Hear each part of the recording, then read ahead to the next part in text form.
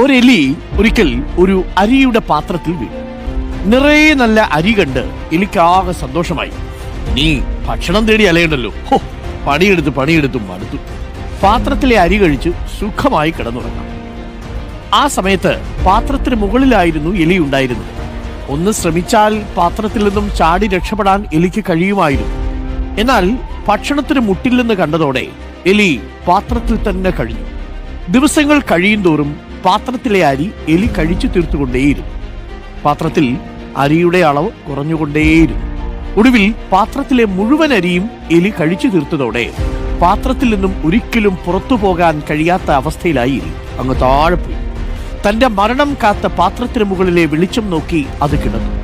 ഇവിടെ എലിക്ക് തന്റെ ജീവിതം നഷ്ടമായത് വിശപ്പ് കാരണമല്ല, കംഫർട്ട് സോണിൽ പറ്റിപ്പിടിച്ചു നിൽക്കാനുള്ള ശ്രമമാണ് എലിയെ ചതിച്ചത്. ശരിയല്ലേ? നമ്മളിൽ പലരും ഇതുപോലെയാണ്. സുഖം പിടിച്ച് കംഫർട്ട് സോണിൽ അങ്ങിരിക്കും. കംഫർട്ട് സോണിൽ ഇരിക്കുന്നിടത്തോളം കാലം നിങ്ങൾക്ക് ജീവിതമില്ല എന്ന് നിങ്ങൾ ഓർമ്മിച്ചോളൂ. എടുക്കേണ്ട റിസ്ക് എടുക്കാതെ, ഒടുവിൽ ആഗ്രഹിച്ചതൊന്നും നേടിയെടുക്കാതെ നഷ്ടബോധത്തിൽ ജീവിതം തള്ളി നിൽക്കേണ്ടി വരുന്നു. അതിനാൽ ജീവിതത്തിന്റെ കംഫർട്ട് സോൺ വിട്ട് പുറത്തു വരിക എന്നത്, റിസ്ക് എടുക്കേണ്ട സമയത്ത് കൃത്യമായ ആസൂത്രണത്തോടെ റിസ്ക് എടുക്കുക. കംഫർട്ട് സോണിൽ ജീവിച്ചാൽ നിങ്ങൾ സിദ്ധാർത്ഥൻ എന്ന് പറയുന്ന രാജകുമാരനാവും. കംഫർട്ട് സോണിന് പുറത്തേക്ക് വന്നാൽ നിങ്ങൾ ശ്രീബുദ്ധനാവും. Download ShareChat.